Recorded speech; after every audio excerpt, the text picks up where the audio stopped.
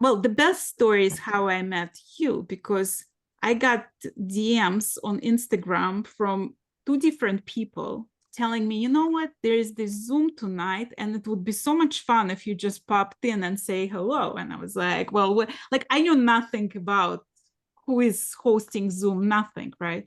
So I was like, I thought it was some small group of knitters from some obscure town in Canada. Like that was my understanding when I popped onto that You Zoom. were right.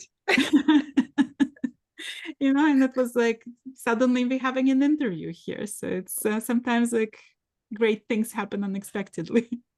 Well, welcome to Fiberchats. My name is Irene. I'm the host here. And I have Cynthia and Barb. Welcome. Hello, Irina. It's so nice to Hello. be here.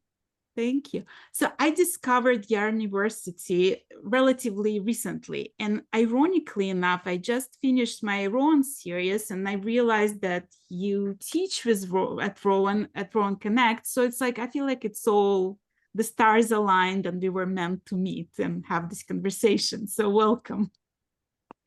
Thank you so much for having us. I think Barb and I are like, we're thrilled. We're thrilled to be here and to talk to you. I think it's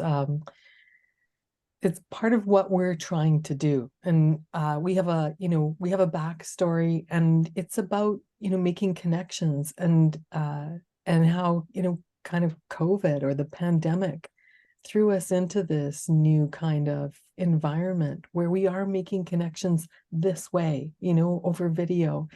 And it's been wonderful. Our world has just expanded and it's been lovely. So thank you for having us. And the funny part, like as much as there is bad things about COVID, and I know you guys are just recuperating from another COVID attack, there is something very magical about it, because I feel like it was the perfect timing, sort of, like as far as the bad things can happen, because of the Zoom, because suddenly the world expanded, and instead of just being locked home, we discovered this whole new community through Zoom, and all the knitters came together, and like the classes, the lectures, things that like you would never have the opportunity to experience otherwise suddenly became possible. But before we go into all of that, like you two are sisters, so I want to hear the story of you growing up. Were you like growing up in a super creative household? When did you learn to knit? Tell me a little bit of your story. Okay. Well, Cynthia and I were raised on a farm north of the city. Our father, we were very poor. Our father was an entrepreneur, always doing something. He always had a business, and we were raised on a little piece of land with a lake. And so in the summertime, he would build boats, and we had a little resort where people would come out and go fishing. And Cynthia and I would manage the concession. We'd rent boats, things like that. So from a very early age, we were taught to be entrepreneurs. That transitioned into our adult life too. Once we got into university and schools, we came back to our family business and helped for several years. And then Cynthia and I kind of went different ways. She had a family and she was up in northern Alberta. Do I have that right? Northwest Territories. The Northwest Territories, even farther than northern Alberta. And we commute and share knitting inspiration. Cynthia had little kids and used to knit the cutest little sweaters. And so that's kind of how it all started. We had this family that was very encouraging and supportive that way. And we always had a flair, I think, for owning our own business. Okay, let's go back into how you learned how to knit, because I want to hear that story. Yeah. I'll pick up the thread here. I wouldn't say that our family was very creative, but not in crafty kind of way. Our mother used to say that, the knitting or crochet thing kind of skipped a generation. That wasn't her thing. So we had aunts and a grandma who were knitters, and both Barb and I had influences from in-laws as well. Barb learned to knit from her mother-in-law. So we kind of came to that end of the craft spectrum at an adult age, and you know, we kind of explored those kind of crafts as grown-ups, but the, you know, the bug to explore, to kind of do something more, fill up your, not so much fill up your time, but always keep learning, keep growing. I think that was the, you know, kind of like the gene that we inherited from our parents. And so so I learned to knit as a university student. I was at university. There was a yarn shop in the mall near my university, and they offered classes. So I learned to knit there, but I didn't actually take it up until I had kids and someone to knit for. And Barb, you want to tell where you learned to knit? Sure. I learned to knit at school. I have a little booklet that was a handout that we were given in school on how to knit. And I pretty much took it up myself. I figured it out. And I remember making, my dad also made me one of those spools with the nails in the top, those wooden sewing kind of thread things. And I remember making hours and hours of I-cord and, you know, sewing it together. So that was my beginning. The fact that you both sisters, does that make a difference? Like, do you bounce off each other? Were you competitive knitters? Did you compare notes and figure out who is a better knitter? You would think that, wouldn't you? I think more that rather than you know, being competitive in terms of knitting, we were probably more competitive in terms of, you know, who's got more responsibility in their job. You know, we were more competitive in terms of would you say, Barb, you know, like how much money are you making? Not that we would compare those kinds of things, but at the time, before we started the shop, or before Barb started the shop, we were more career competitive. Let's put it that way. Both of us had before Barb opened up River City Yarns, which was our bricks and mortar shop.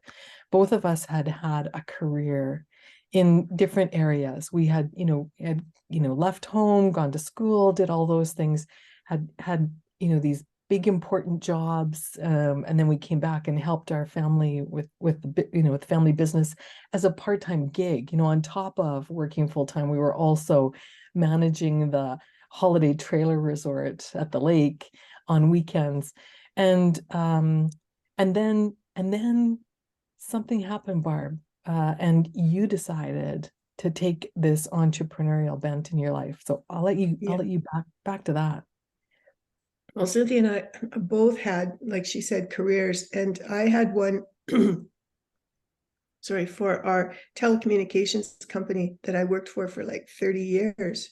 And it was around early 2000 when I was part of the human resources group, and we were in a downsizing phase, and they were offering a package. And I thought, oh my gosh, this is my opportunity. I can leave, maybe get a little bit of money and open up a little business. And so that's what I did. And it wasn't long after before I needed help. And I turned to Cynthia because I think you just finished your MBA then, and you were kind of. No, I had my MBA was long ago, but I had. Okay. I had been in a job that was really stressful, and I was deeply unhappy. And I was in that place where, you know, you're making a lot of money, but you just can't see the light at the end of the tunnel. Right. And Barb said to me, escape. You won't make any money, but you'll be happy. I mean, was that a concern? Because like a lot of time when I interview fiber artists, it's a dream to, like, I mean, I feel like it's every knitter's dream to have their own yarn shop. I mean, it's just like, how magical can it be, right? But it's also not immediate money-making proposition. And for a lot of people, it's not money-making thing for a while. Was that a concern? Were you afraid that it's gonna get like it's just a dream that goes to bust? So here's where our childhood training comes in. Back to you, Yeah. Barb. No, we were never concerned with that because we were always taught that, when life gives you lemonades, your lemons, you make lemonade, or, when something bad happened, we would put our heads together and think, okay, how are we going to get out of this? And what do we have to do? And how many do we have to sell to make it, kind of thing. And so that was our strategy, and it worked out pretty good. I mean, we definitely worked hard, but we always came up with some sort of event or kit or something, that promotion that we would offer in our shop. And I think that the other side of it was we loved people. We really liked hanging out together with our customers, and they responded. It was our customers who really pulled us through all the tough times and kept shopping with us. For many years, we were the only yarn shop in our city. So and this is a nice segue, Irina, into kind of like where we are today in a sense, because as Barb said, when we joined forces and I came to help Barb at the shop, we were already offering workshops. So Barb had built this really nice yarn shop, and I would come after work and teach some classes. And then we decided, let's go into business together. And yes, there's going to be some lean years. We know that. So, what do we need to do to make sure that our business is sustainable and that it is bringing in, income for us? And because we're business people, not so much fiber artists in the beginning, more like business people that wanted to invest in our, in a creative outlet that we found particularly helpful. And we knew that our other business friends, right, other career-oriented people would also find that helpful. So what do we need to offer to help them enjoy this craft better? And what do we need to offer to ensure that their investment, if they come in and they buy a bag full of yarn, they don't just want to take it home and look at it, right? It's not that kind of investment. It's an investment in, what am I going to do with that? So we began offering workshops. And as Barb said, we started to do events. We had, we said, well, what would it cost us to bring somebody to Edmonton? And I think one of the first ones, Barb, if I'm not mistaken, was there was a lady named Prudence Mapstone from Australia. She'd written a couple of books, and she just happened to be traveling in North America. And I think she contacted you, Barb, and said, what if I popped in at your store? And that's right. I'm not sure she knew how far away from wherever she was our store She was in Texas. And we had contacted her because she was the magic crochet person at the time. She used to do this thing called scrumbles. Scrumbles, that's it. And you just invent them and just start doing it. And it just seemed such a wonderful thing for me. I just thought, this is great. There's no rules. Again, it appealed to the rebel in me.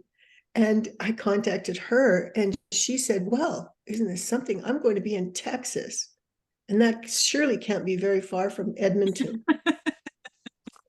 Well, compare it to Australia, right? It's pretty close. That's right. Yeah. So I said, hang on, let me talk to my sister. Let's see if we can make this happen. And we made it happen. And she came to Edmonton, and we filled our room with people who wanted to make scrumbles. It was great.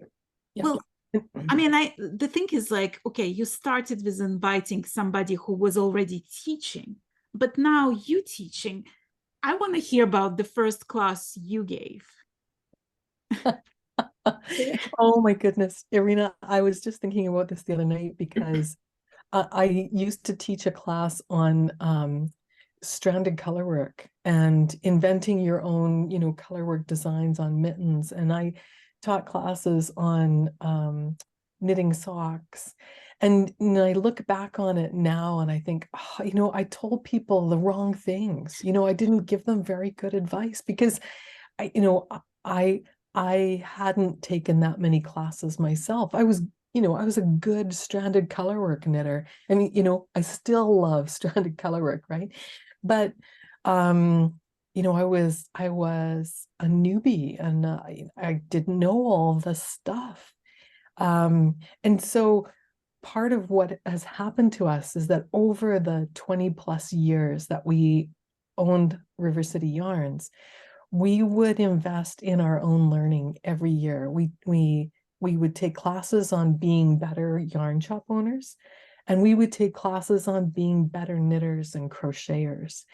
And so now when we teach a class, I feel I feel like I've been educated not only in how to teach, but how to teach techniques that are better for learners. Like I have more cast on techniques for socks now, and I have more better advice for people who are left-handed and trying to Kitchener stitch their sock together. I now know better ways to teach people who don't do it exactly the way I do.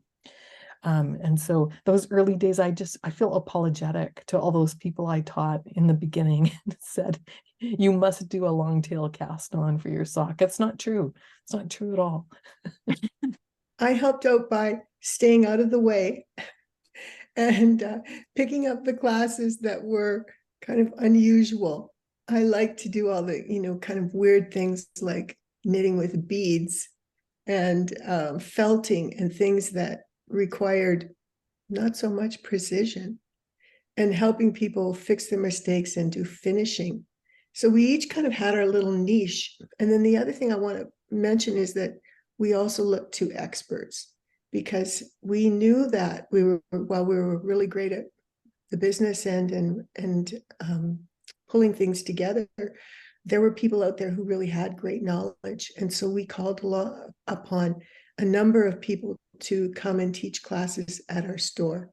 I think we've almost had, we've had so many people come and visit our store. We need to write a book on that one day, Cynthia. That would be a great book, actually. Yeah, we've been really lucky. I want to say this, Tina. We've been really lucky in that we've made really good friends with great people, designers, etc. And the other thing that we did to make our shop special was that Barb went out and found us exclusive lines of yarn. And then she worked with those connections that we'd made with designers, and she got those designers to make designs for our exclusive lines of yarn. And so our relationship and our connection with those very special people, those teachers, were also because they were great designers, and those all came together. And so I think, while I might have done more of the workshops and the teaching or the, that part of it, Barb was building that really special part of our business that we're still known for today, those exclusive yarns and partnerships with yarn dyers. Well, when you talk to people who already have been doing it for 20 years, there is this tendency of thinking, like, glamorizing it, right? Like we had this creative idea and we had this great idea, and we came up with our yarns and we came up with the asking designers. Were there any stumbling blocks along the way? Like, were you ever at each other's throat over something? Was there like major disagreement? Did you regret going into this business together ever? Ooh, that's a big question. Yeah. I from my perspective, and I promise I'll let Barb have a word in too, because this is what happens, with sisters and with partners, is that you can't talk for both people. So from my perspective, yes, there are always going to be times at which you're stressed, and you might be like, are we going to be able to make payroll this month? And what are we going to do? And who's going to put out the newsletter this week? Like, how are we going to get that done on top of everything else? So there's always stress, and the tendency, it's human nature. The tendency is to try and find some other place to, disperse that negative energy. But I think one of the things that Barb and I have going for us is that because we're a family, we know that we cannot let any argument or disagreement or anything like that get in the way of our relationship. So it's kind of like a marriage in a way. We have to figure out how to move on past those points. And I feel like we've been very successful in doing that. It's not been, it's not like there's it's not perfect, it's not glamorous, it's work, and you have to be invested in the work. But that is, I think that's the kind of the tie that binds us together, is knowing that, no matter how we feel today, there's going to be a Thanksgiving dinner coming up, or a Christmas, gift exchange, not just with us, but with our other sister. So we better get over it. We better figure out how to deal with this. Yeah. There were many lean years too. And I must say that we struggled financially. We had to go to the bank and get money. And that is one of the most humbling things as women. And asking for money from bankers is very difficult. When you're women, with asking for money from bankers and you have a yarn store, they look at you like, what? And, we had spent the money, we had the business knowledge, we had accumulated a nice little nest egg, we had money in the bank. But people just did not think that our business was one that was worth investing in. It's very hard. What was your family like when you decided to go into business together? Were there any skeptics, or were they like super supportive? I'm laughing because, okay, so I used to work for I used to work for the government in the audit department, so they get very serious business suit attire, people who are like, this is a career path, and, there's only one way to the top. And when I said I was quitting my job to go into business with my sister in a yarn shop, they looked at me like I had lost, I'd lost my marbles completely. So not our family. I think our family understood that drive and that need to be your own boss.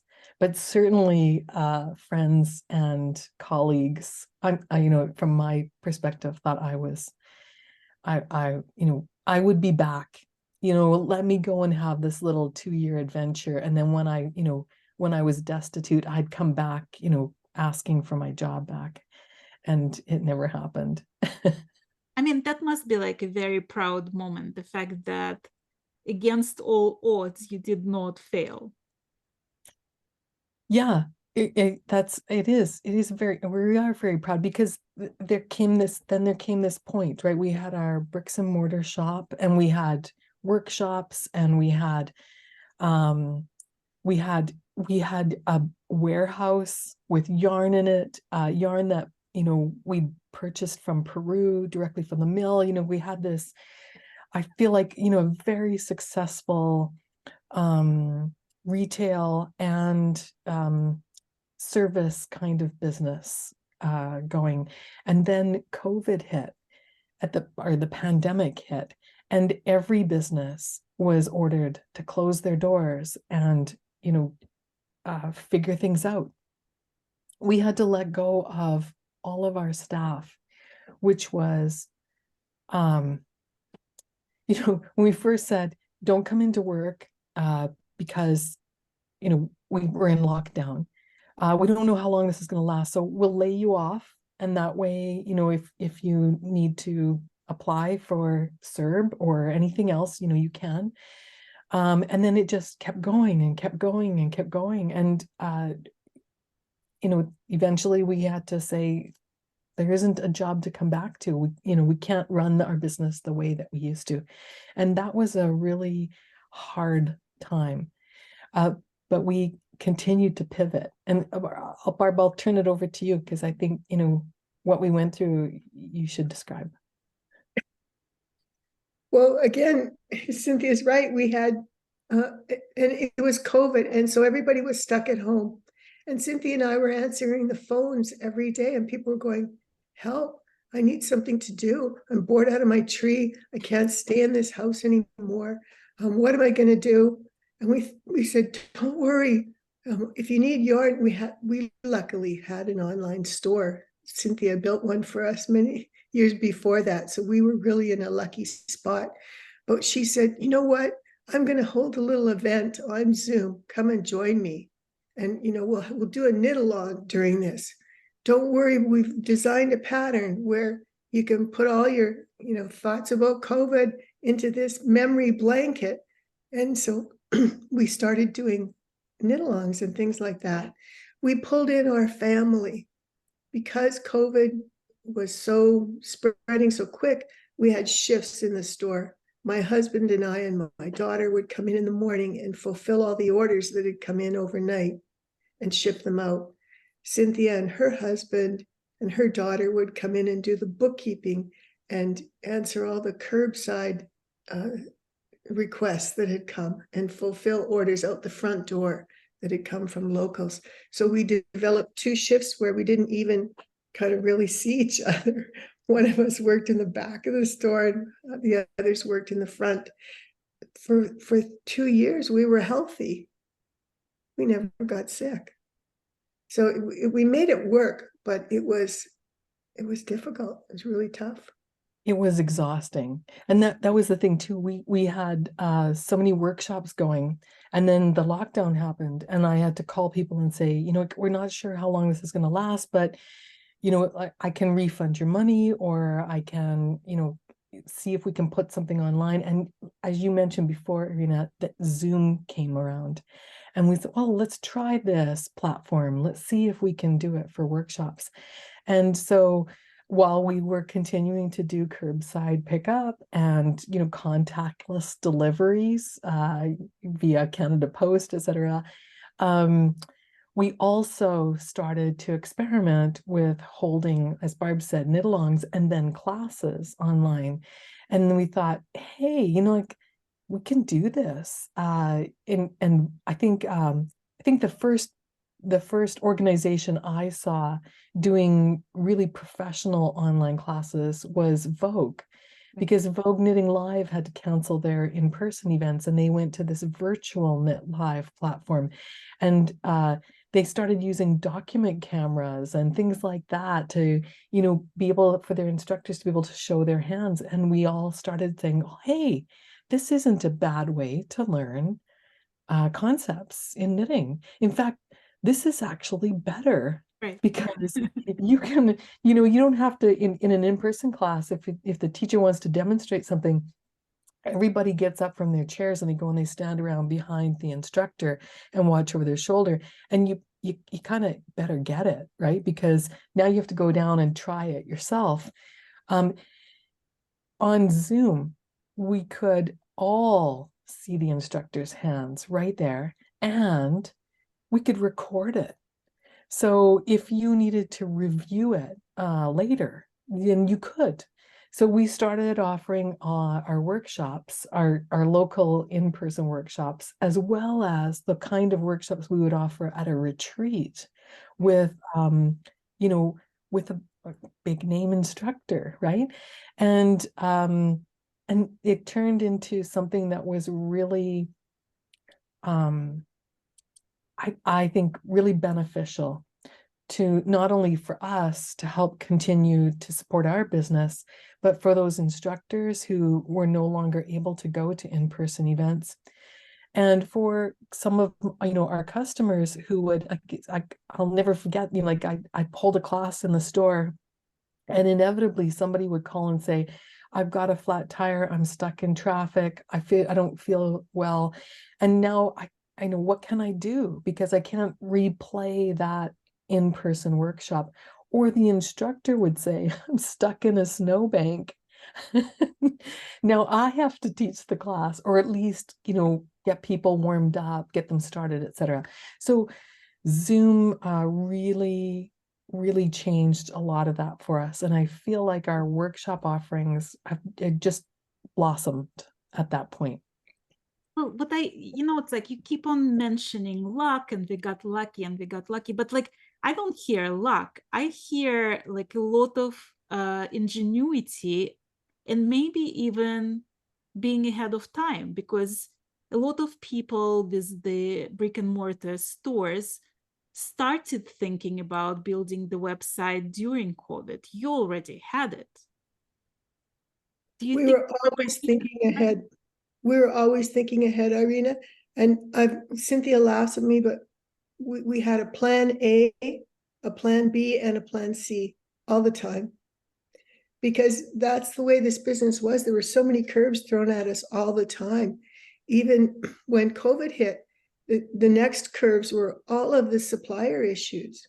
Try to get yarn for a while. It was very difficult. We were lucky because we had a big, huge warehouse of it in the back.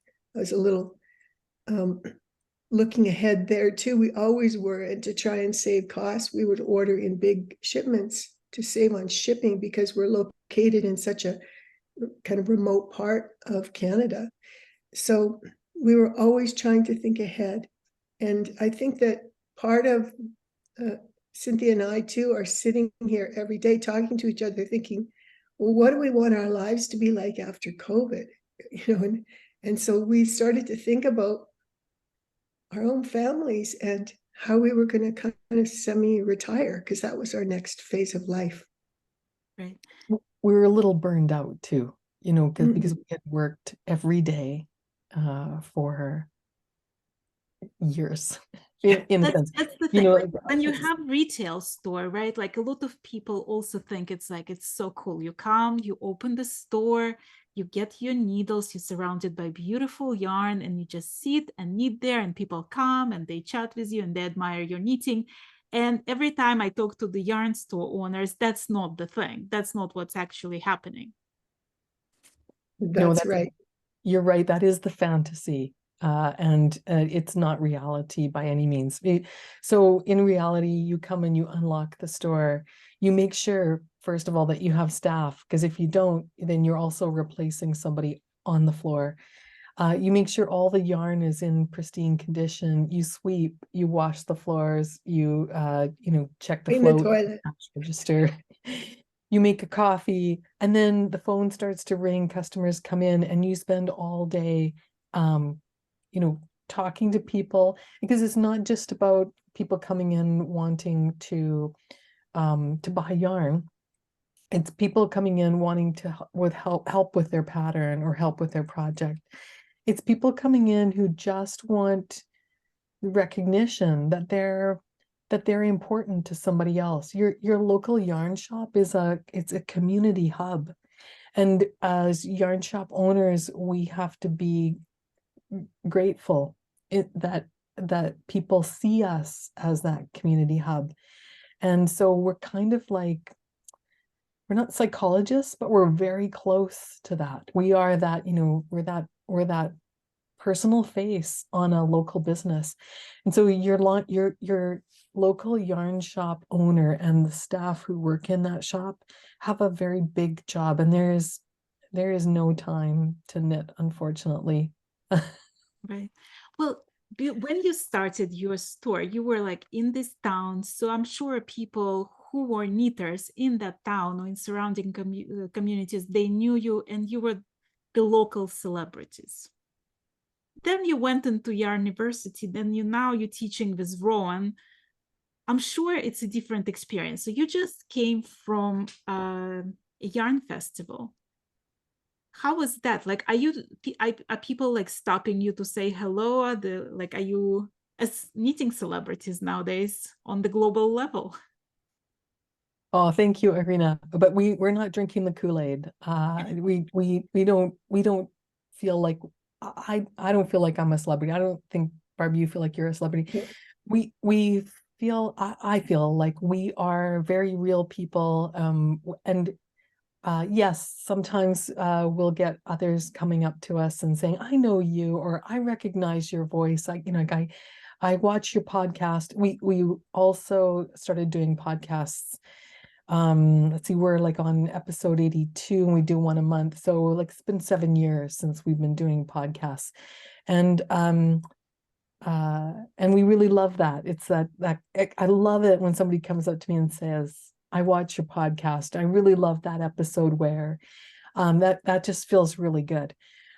But I don't feel like a celebrity, and I think that's really nice. I think that I want people to be, I don't want people to feel like I'm special because I'm not, but I do have a lot of expertise in a particular area, and I think we're more than willing to share that, and it gives me joy to say that over these, well, I'm 57, so over the last 40 years I've accumulated a lot of knowledge about knitting and crochet, and I'm still working on it, but I've got a lot of skills I can share and a background in teaching. And so I feel like, when it comes to hosting workshops and conveying those skills to people, that both Barb and I have a lot to offer. And so it's really nice. The other thing about Rowan is that we were a Rowan flagship store for ever. And we love the Rowan yarns. And then, again, when Rowan started their Rowan Connect events, we thought, here's something that we can add to that. We can teach classes. And so coming up in November is a Rowan Connect event. It's a weekend-long event. And Barb and I are going to be teaching 3 classes. And so it's kind of fun to be able to do that. But yeah, going to get back to your question, Irina, going to a knitting festival now is it's joy. Now it's fun because we're there as participants and not as vendors. And so that's really freeing and liberating. It is. Is it hard to come to Yarn Festival and not just buy one of each, because you're coming from like retail place where you come to the trade show and you're like, I'll take this and all those colors? We suffer the same anxiety as you. I want to go home with sweater quantities, and I look behind me and I have 4 or 5 or 6 there that are still on my list. So we suffer that same fear of missing out. We love to stock our shelves, but I think the reality and the thing that Cynthia and I have been really trying to do over the last 5 years is use it up. And so I'm really focused on ideas and things that will help us use up yarn. I've recently pulled my knitting machines back out, and I've got those on the go. Cynthia and I are we're taking a weaving class with Stephanie Pearl McPhee in April when she comes here, and we're going to learn how to weave. And I think that that's going to help us really kind of manage our stash. It's all about stash management for me now. Yeah, weaving takes a lot of yarn basically, so that's probably, it should help. The other thing that we're doing now, so just to kind of cap off the story, we closed our bricks and mortar store in April of this year, and we continued on with our Yarniversity. We call it Yarniversity by Riversity Yarns because for so many years people knew us as the sisters from River City Yarns, and so we wanted to evolve into this online platform that allows people to continue to come and learn, but also a place where people can come and gather. So we don't just offer workshops, although we do offer really awesome workshops, but we do knit alongs and crochet alongs and make alongs, and we have a makers meetup, which you came to one of them, and this is a social event that we run on a weekly basis, and we bring in people from all over North America. Occasionally, people will join us we've had people from Australia and South Korea, and the UK, although it's very early in the morning there for them. So we love to do these kinds of events. They're all online, they're all virtual. Although when we go to festivals, we also inform you of that because we want you to come and, you know, say hello and meet up with us. So we don't have a bricks and mortar store anymore, but we have all these friends in the industry, and we know lots and lots of yarn shop owners because we've been in the business for so long. And so now what we're saying is that you should come and take a workshop with us, but you should go to your local yarn shop and pick up all your supplies for that workshop. And if you don't have a local yarn shop, or if you're wondering, you know, like, where can I get that Rowan yarn for the Rowan workshop, you know, you can contact us and we'll put you in touch with someone that we think is a really good representative of the business, you know, someone who's going to look after your needs. So we still have, I feel like we still have this ability to connect with local yarn shops. Kind of, we're not, you know, we're not LYS owners anymore, but we are the friends of LYS owners, and we can put you in touch with great people to get great products. Right. Well, let's talk about plan A, plan B, and plan C for Yarnversity. Like, what's your vision for it? Where do you plan to go visit, and what fun events are you planning for the nearest future? Oh, that's a really good question. Do you want to go first, Barb? Well, let's see, the ABC. I think, you know, we talked pretty much about what the plan is. We want to deliver a comprehensive curriculum for our community. We really look to our friends who have local yarn shops to give people the basics. We don't feel that our niche is in beginner knitting or learning how to knit, because there's so much information out on the web on that. Rather, we'd like to take a knitter once they've got those skills and say, what would you like to learn now? Where do you want to go? And do you want to learn about color? Or would you like to learn about fiber? Because our background is really about yarn. We've got so much knowledge when it comes to fiber and putting things together. We have a class on that.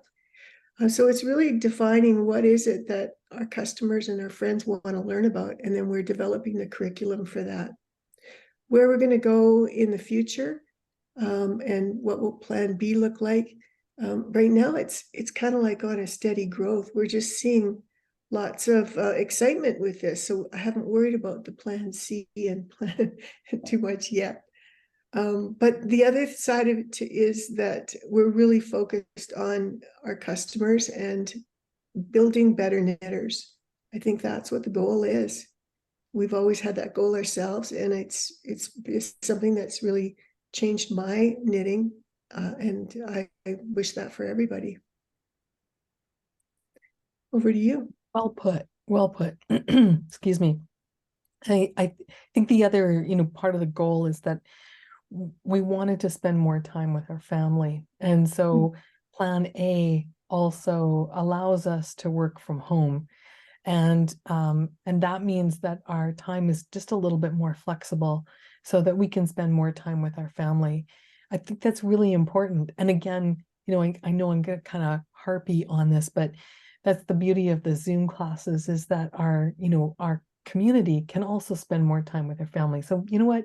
Somebody drops over for dinner and you were supposed to come to part 2 of, you know, the first sweater class with Holly Yo, it's okay, because it's being recorded. So go ahead and enjoy that time, and you can come back later and catch up.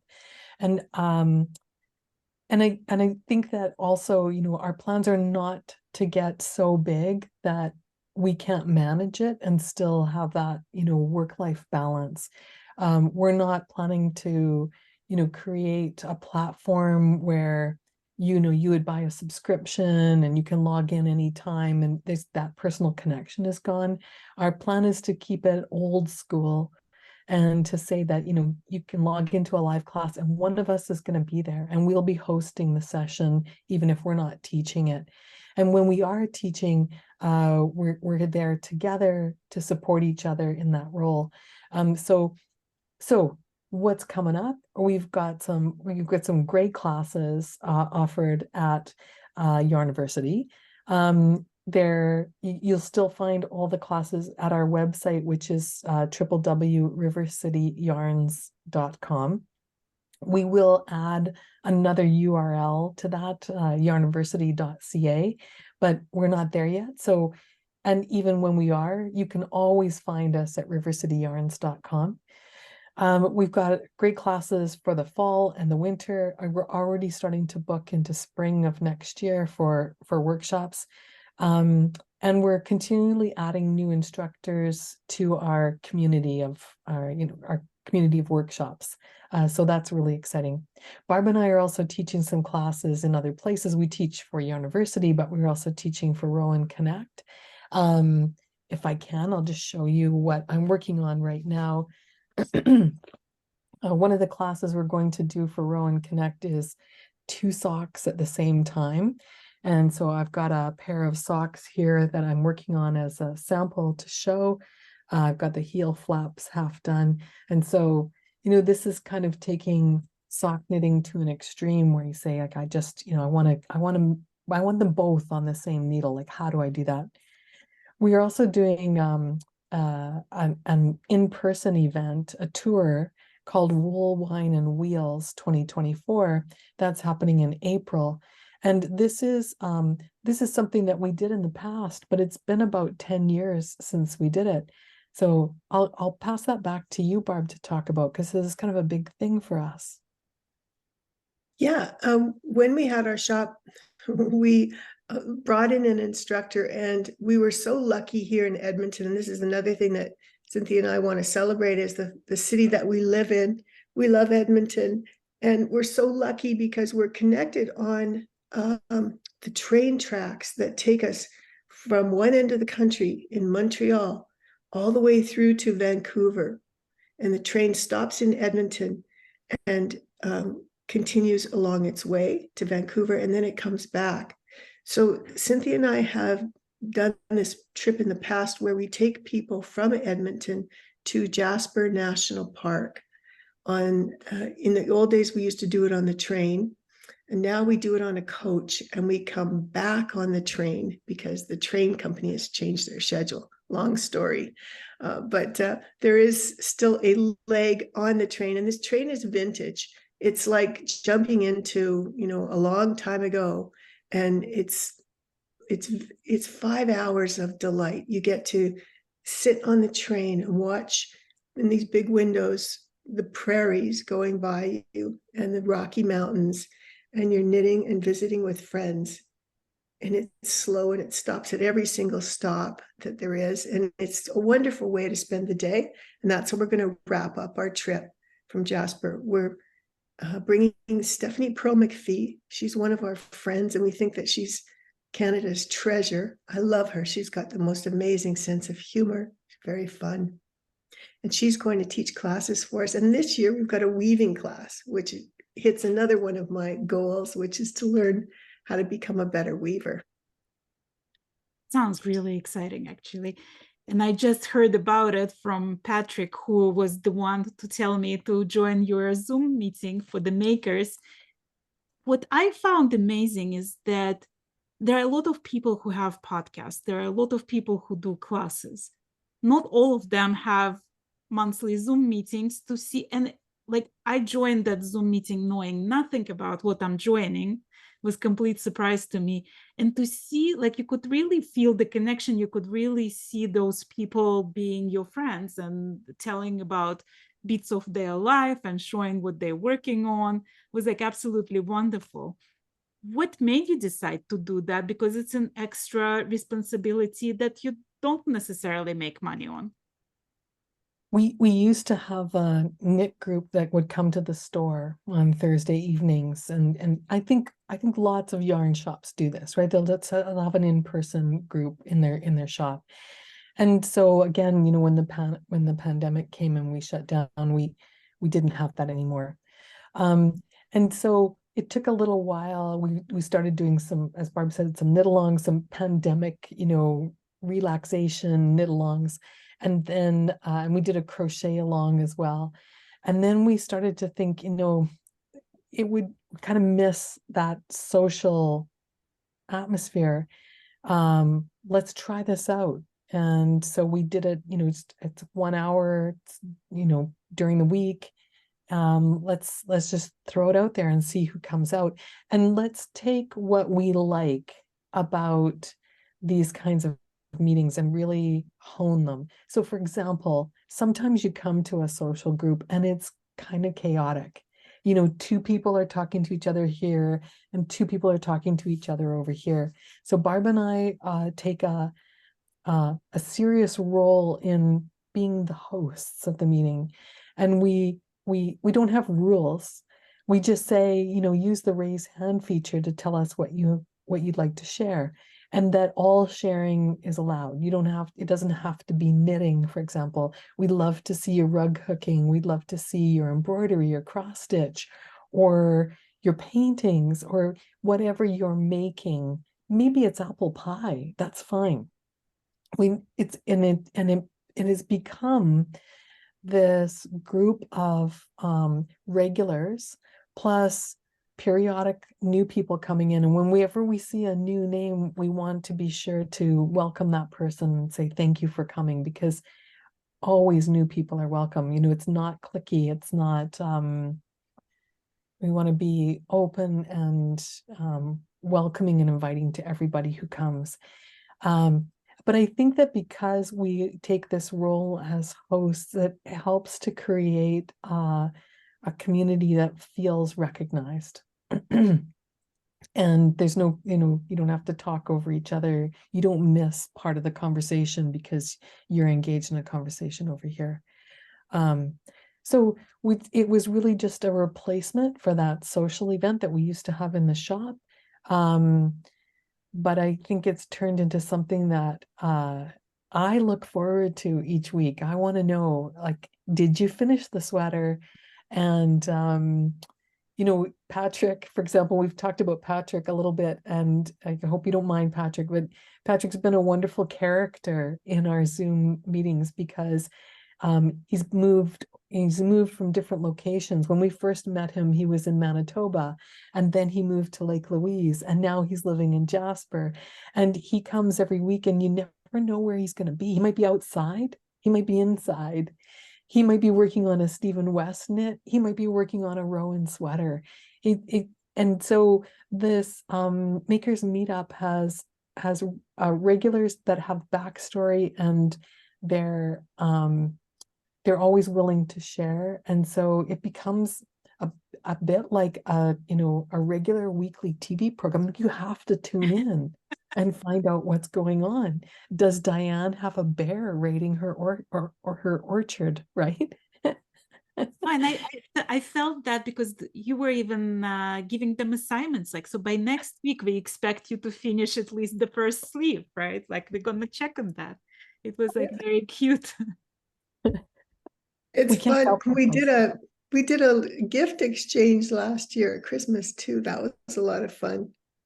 It was a lot of fun. Absolutely. And so we want, you know, if you're watching this podcast and you're wondering what we're talking about, you have to go to rivercityyarns.com, click on events on our main menu, and one of the first things that's going to show up there is called the Makers Meetup, and you are all invited. We love to have you there.